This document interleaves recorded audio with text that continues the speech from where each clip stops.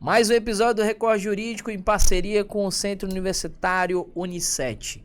Hoje a gente recebe uma das maiores referências quando o assunto é endividamento. É ajudar você a sair desse poço sem fundo aí e se realmente tem solução. O professor Antônio Cláudio, ele vai trazer aqui pra gente como a sua vivência, né, professor? E como é que ela pode ajudar essas pessoas que estão nesse emocional abatido aí, né? Eu te agradeço demais a oportunidade de estar aqui, poder falar desse assunto. É um assunto que muitas vezes ele não é divulgado adequadamente, mas quando a gente consegue fazer que as pessoas se abram, coloquem para fora suas angústias, elas percebem que a partir daí elas conseguem instrumentos e ferramentas para conduzir esse problema de maneira muito mais fácil, muito mais simples e sem tanto problema de saúde mental. Imagino. Professor, vamos começar pela sua história, que no off aqui a gente estava falando sobre a sua experiência com bancos, né? Vamos começar aí, como é que surgiu primeiro a relação do professor com relação a conhecer como é que funcionam as instituições financeiras primeiro. Veja, eu entrei no Banco do Brasil com 15 anos, com notas de escola na minha cidade. Eu sou de Itaperuna, Uau. Interior do Rio de Janeiro, ok? Aos 16 anos e pouquinho eu passei no concurso interno, e aos 18 anos eu tomei posse tranquilamente no banco. E a partir daí eu comecei a mudar, fazendo carreira. Aí eu morei em Niterói, morei no Rio, morei em Campos do Goytacazes, Itaocara, Brasília 2 vezes, Vitória, Vila Velha, tudo fazendo carreira. Então, gerente de agência regional, gerente nacional de consultoria, sem imaginar, eu passei no banco, eu só não fui diretor e presidente. Vim para Teresina para ficar 2 anos, 98 para ir embora em 2000. Quando eu olhei para frente, eu falei, olha, esse salário está caindo muito, eu tenho 38 anos, ou eu tomo uma decisão na vida agora, ou eu vou continuar no banco aí o resto da vida e talvez lá na frente eu me arrependa. E aí, Davi, o que eu fiz? Pedi demissão do banco. Me chamaram de quê? De doido. Todo mundo acerta. Todo mundo acerta. E aí pedi demissão, montei uma empresa de consultoria financeira e comecei a dar aula. Eu sou apaixonado por dar aula. Na sala de aula eu esqueço do mundo. Entendeu? Entendi. O que aconteceu? A minha empresa de consultoria, eu atendia Sebrae Piauí, Sebrae Maranhão e empresas privadas. A minha empresa começou a crescer. E aí, numa determinada situação, eu precisei de um apoio jurídico, porque meu cliente recebeu uma citação, ele entrou em pânico e eu também, porque eu não sabia a gravidade daquilo ali, né? E aí eu tive alguns problemas em razão da defesa desse meu cliente. Aí eu fiquei um pouco chateado, resolvi fazer o curso de Direito. A minha formação é matemática, então não tinha nada a ver com humanas. Aí o que eu fiz? Eu saí do Banco do Brasil em 2001. Em 2004, eu resolvi fazer o curso de Direito. E aí, como profissional liberal, a gente tem hora que ganha mais, hora que ganha menos. Sim. E eu precisava manter a minha família. Aí eu resolvi fazer concurso público. Eu já dava aula para cursinho, né? Aí eu passei em primeiro lugar na Caixa, quinto na Polícia Federal e 10º na ANP. Né? Aí todo mundo me pergunta, aonde você entrou? Eu queria entrar na Polícia Federal. Aí passei naquele exercício, quase morri para fazer exercício físico, a tal de barra, Imagina. é barra. E aí passei em tudo. Mas antes de ser nomeado, eu fui lá conversar com o escrivão, que tinha sido meu aluno. Aí perguntei para ele, olha, como é que é o trabalho, tem que botar uma banha-arma? Então ele me explicou, eu falei, legal, pelo horário eu posso dar aula. Ele falou, não pode não, só delegado pode dar aula. Aí eu desisti. Aí me chamaram de doido novamente. Aí entrei na Caixa Econômica. Eu só me sacaneava muito, deixou de ser superintendente do Banco do Brasil para ser peão na Caixa. Só que com 6 meses de Caixa, pelo meu currículo, me convidaram para assumir um cargo de gerente executivo para organizar na Caixa do zero um setor só para lidar com empresas assim, com faturamento acima de 100 milhões de reais. Ô, louco! Na época, o Brasil tinha 697 empresas com esse perfil. Estados Unidos tinha 14.900. Eu ia dizer, era pouca empresa, Muito pouca empresa. Então, eu organizei essa área desde o início. Eu tratava para liberar dinheiro para estados e municípios, para grandes empresas, operações da Bolsa de Valores, tudo isso a gente tratava. Na realidade, eu não liberava o dinheiro, eu fazia uma análise de crédito e dava para elas que a gente chama de rating. Ou seja, qual é a categoria que ela se encaixava para ela poder pegar ou não esses empréstimos. Esse negócio ainda funciona hoje? Funciona. Os bancos têm um rating que é de AAH. Então, AA, B, C e D, ele tem condições de pegar um empréstimo. E para baixo, ele já não tem mais condições de pegar um empréstimo. E H, o cara que tá morto. H é o cara que está inadimplente. Muita gente não entende. Sim. É o seguinte, como é que o banco dá desconto quando o cara está muito inadimplente? Raciocina comigo. Quando o cara está inadimplente, ou a empresa inadimplente está no rate H, o banco tem que fazer uma reserva naquele valor integral que ele está devendo. Então, além do banco ter um prejuízo de não receber aquele empréstimo, ele tem outro prejuízo que ele não pode emprestar novamente aquele valor. Então, ele perde duas vezes. Quando o banco vende essa dívida para a empresa de securitização ou pede um escritório para cobrar e paga com desconto, ele libera esse valor que estava retido para novos empréstimos. Então, ele recebe um pedaço do que ele não recebia e ainda libera um outro pedaço para novos empréstimos. Aí eu te pergunto, para ele é negócio? É negócio. Claro. Então, o que o advogado tem? Vou dar uma dica aqui, tá? O que o advogado tem que fazer na negociação? Pressionar o máximo possível o agente cobrador para ele reduzir isso o máximo que ele puder. Vou te dar um exemplo. Eu tenho um cliente, ele devia 420 mil ao Bradesco. Empresa, PJ ou CPF? PJ. Ele devia duas operações, uma de 210 mil e outra de quase 200 mil. Perfeito. Né? E aí me ligaram dizendo que tinha uma promoção. Eu falei, sim, qual é a promoção? 187 mil, ele liquida a dívida à vista. Eu falei, é mesmo? Posso fazer uma proposta? Pode, 10 mil. A menina do outro lado, no WhatsApp eu só faço escrito, né? Eu falei, olha, me respeite, minha filha. Eu sou advogado, tem mais o que fazer. Você tem duas opções, ou você aceita ou recusa. Fique à vontade. Nós não podemos fazer, tá bom, até a próxima oportunidade. Daí a 15 dias, passa de novo, olha, resolvemos pensar aqui, fazemos por 85 mil. Quanto só dá? 12 mil. Moral da história, David, nós fechamos em 22 mil em duas parcelas de 11. Ô, louco. Agora, por que isso? Porque isso que eu te falei. O banco precisa liberar o dinheiro para fazer novos empréstimos. Ele pegou 410? Não, na realidade ele pegou 170.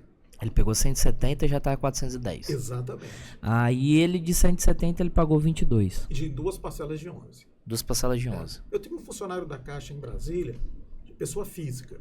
Sabe aquela pessoa bacana, que conversa, alto astral? Ele recebeu um telefone e ficava triste. Acho meio Paulo Henrique, eu nunca esqueci o nome dele. O que está acontecendo? Ele, não, Cláudio, você sabe. Então, não, cara, antes de ser teu chefe, sou teu amigo. Me conta a tua história.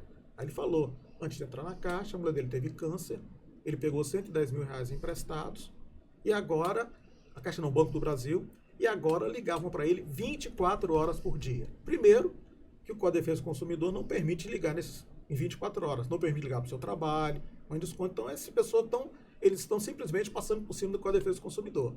Eu falei, quando ligar para mim, faz um sinal de positivo. Ok, por quê? Faça para mim. Aí ligava, ele fez sinal de positivo. Eu falei, oferece 100 reais. Ele falou, mas Cláudio, é 110 mil. Oferece 100 reais. Você só tem duas respostas. Quais são elas? Sim ou não? Sim ou não. Ou não, você já tem. Ele ofereceu. Aí vai baixar a dívida para 20 mil. Toda vez. Eu vou usar aqui uma palavra esdrúxula, tá? É uma grande sacanagem, pô.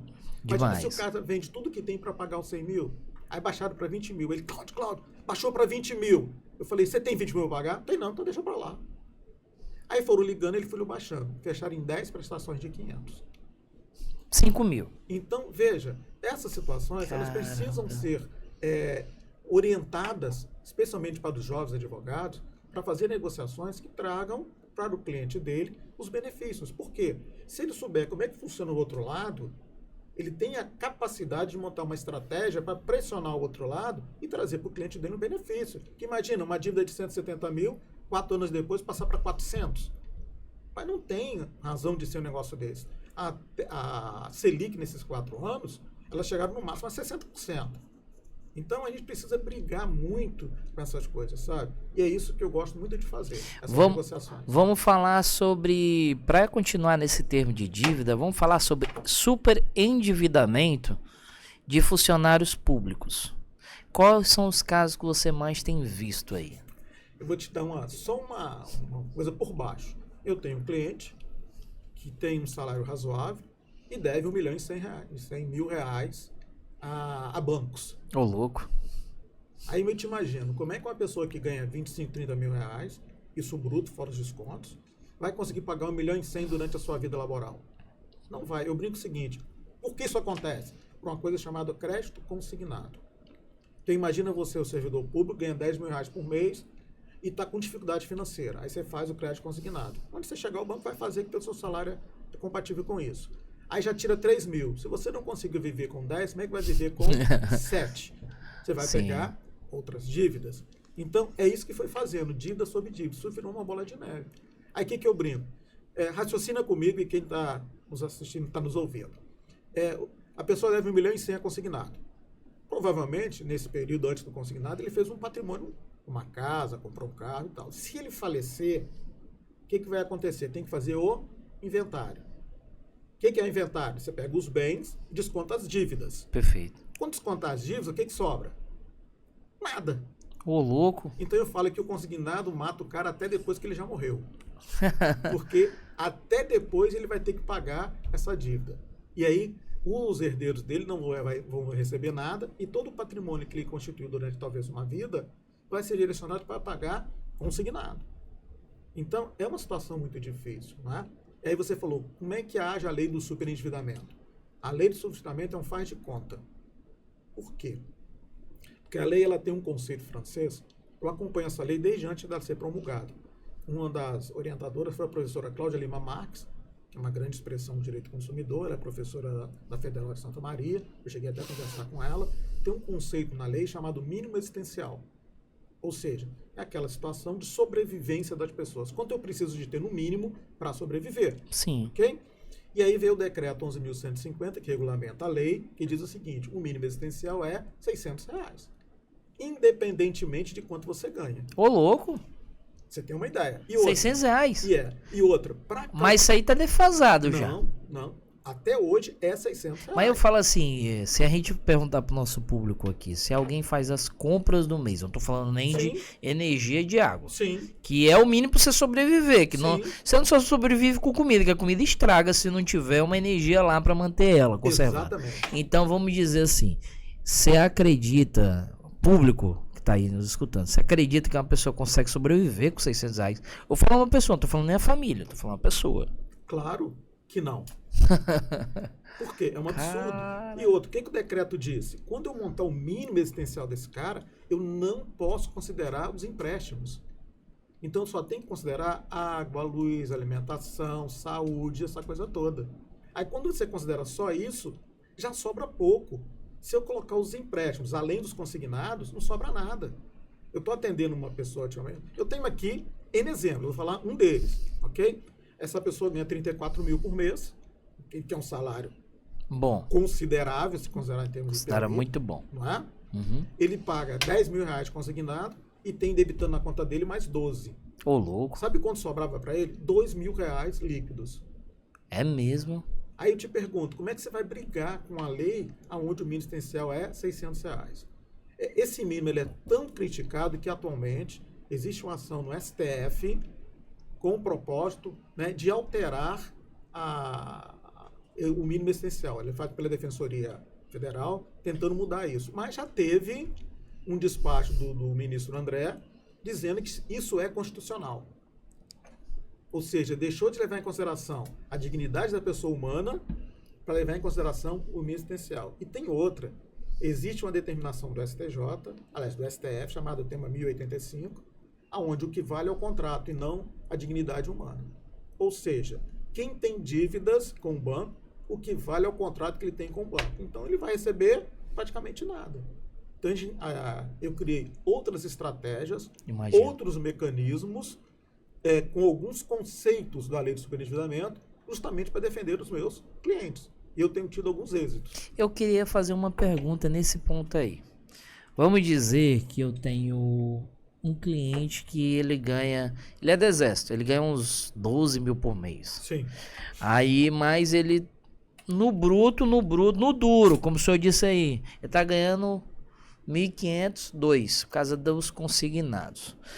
Qual é o passo que eu tenho que tomar para que ele saia dessa linha, para que ele volte a ganhar o líquido dele lá, 8 mil? Você tem que ver duas coisas. Primeiro, consignado não dá para mexer, a não ser que a margem consignada passou dos 35%. Uhum. Mas grande parte dos servidores públicos, isso não acontece. Então, tecnicamente, juridicamente, não tem como mexer em consignado.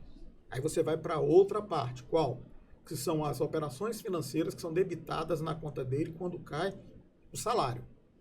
O que acontece? Como ele se endividou com consignado, ele pega outros empréstimos direto na conta. Exato.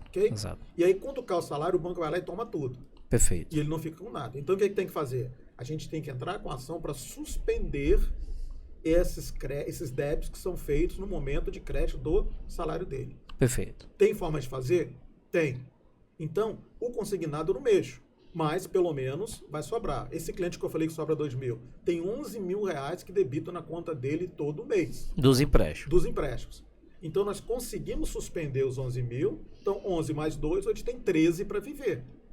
Ok? Melhorou bastante. Melhorou bastante, concorda? Concordo. Então, dá para zerar tudo? Não. No caso militar, também existe uma legislação específica de que ele não pode receber menos de 70% do seu salário. Então, você tem como brigar pelo militar até dentro dos consignados. Então, é uma situação de caso a caso. A gente analisar e fazer as defesas. E aí precisa trabalhar muito sério essas questões. Por quê? O endividamento é uma situação que traz problemas de saúde mental. Certeza. Sabe, eu tenho clientes lá que chegam no meu escritório e choram.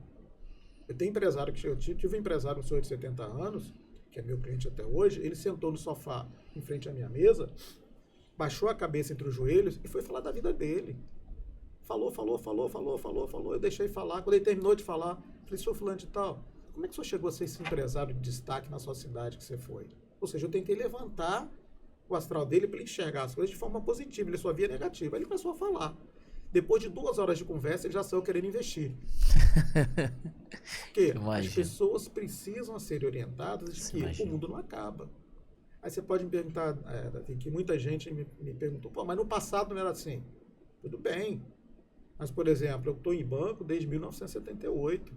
Nessa época, só tinha empréstimo por mais prazo para área agrícola. Eu trabalhei na CREAI do Banco do Brasil, da carteira agrícola de comércio industrial do Banco do Brasil. Você não tinha dinheiro para comprar automóvel com facilidade, você não tinha cartão de crédito, você não tinha crédito pessoal de maneira simples e fácil. Sim. Hoje não. Depois de 94 do Plano Real, que os bancos tiveram que emprestar para poder ter lucro, eles começaram a abrir isso. Então, hoje você entra no banco digital, bota o valor que você quer lá, ele faz limite de crédito automático e libera o valor para você. Só que as pessoas não enxergam que o valor que está ali é 7,9% ao mês. Nós, brasileiros, temos uma educação muito ruim na área financeira. Por quê? A gente só enxerga a prestação que é debitada na conta. Você não pergunta qual é a taxa de juros. Tanto é que quando você vai pegar um empréstimo, a pessoa, olha, você vai pagar tanto de prestação. Jamais eles falam você sobre taxa de juros. Questão, caralho, vê que é exorbitante. Você pagar hoje 7% de taxa de juros, isso dá 140% ao ano de juros. Ô, louco. Então, é que as mais pessoas, que 100%. Muito mais. Então, as pessoas não conseguem enxergar isso. Isso acaba virando uma bola de neve. Então, o que eu defendo? Nós temos que ter um comportamento hoje, em relação a crédito, diferente do que nós tínhamos no passado. Nós vamos deixar de usar crédito de forma alguma. Todo mundo quer ter um carro, todo mundo quer ter sua casa, todo mundo quer ter uma qualidade de vida melhor. Só que a relação com o crédito, ela tem que ser diferenciada. E aí, é uma coisa importante. O cara tem que alterar o seu comportamento. Então, o que eu identifiquei nesses 20 anos? Que eu preciso ajustar o emocional das pessoas, que eu preciso ajustar a forma de relacionamento com o dinheiro para depois equilibrar o seu financeiro. Senão não adianta. Por que eu agi assim? Eu fui estudar. Eu tive casos de orientação financeira, casos concretos, que eu arrumei a vida financeira da pessoa todinha, 6 meses depois, endividada de novo. Aí eu fui estudar essas pessoas. O que verifiquei? Cheguei a essa conclusão. Ele sentiu que a vida dele estava mais tranquila, se endividou de novo. Por quê? Porque eu não consegui, na época, não enxergava que eu precisava ajustar o emocional dele, o comportamento dele, para que ele não repetisse os mesmos erros. Porque tem conceitos, estou falando demais, se eu estiver falando demais, você corta, tá? Não, fica à vontade. Tem conceitos que precisam ser revistos. Eu chamo hoje de psicoeducação financeira, não só educação financeira. Porque eu preciso trabalhar o emocional e financeiro, o subjetivo e o objetivo. Porque senão a gente não consegue resolver os problemas financeiros. Perfeito. Isso é importantíssimo. Então, quem trabalha com isso tem que entender que hoje as pessoas não têm só que fazer planilha e controlar o que ganham e o que gastam. Né? Existe uma teoria que fala que você tem que guardar 20% do seu salário para fazer uma reserva. Concordo plenamente. Mas imagina se você estiver endividado, você vai ter condições de tirar 20% do seu salário? Não. Não. Então você precisa ter equilibrado emocionalmente para fazer isso gradativamente. Perfeito. Tira R$1 esse mês. Mas R$1 não é nada, mas tira R$1. Mês que vem, tira R$5, tira R$10. Sabe? Para você ir criando esse hábito. É o hábito. Isso, é de fazer esse tipo de coisa. Perfeito. Para finalizar o nosso papo, eu queria falar sobre coisa boa. Qual é o procedimento que a gente faz para poder recuperar o crédito? De maneira resumida, porque eu quero deixar essa curiosidade para o público para ir lá e te consultar. Tá bom, vamos lá. Primeira coisa, equilibrar financeiramente para o teu score. O que é o score? O que a gente chama das empresas de rating, que é a classificação. Para as pessoas físicas é o score, que a pessoa pode entrar no Serasa e ver o seu score que está lá, né? Tá bom. Para ele se ajustar e ter sempre acima de 600. Ele consegue buscar o crédito. Outra, nunca pegue crédito além da sua capacidade real de pagar. Perfeito. Por quê? Senão você vai comprometer toda a sua qualidade de vida. E por último, faça o teu mínimo existencial. Quando você precisa de um mínimo para viver, supermercado, educação, saúde, transporte, celular, internet, coloque ali.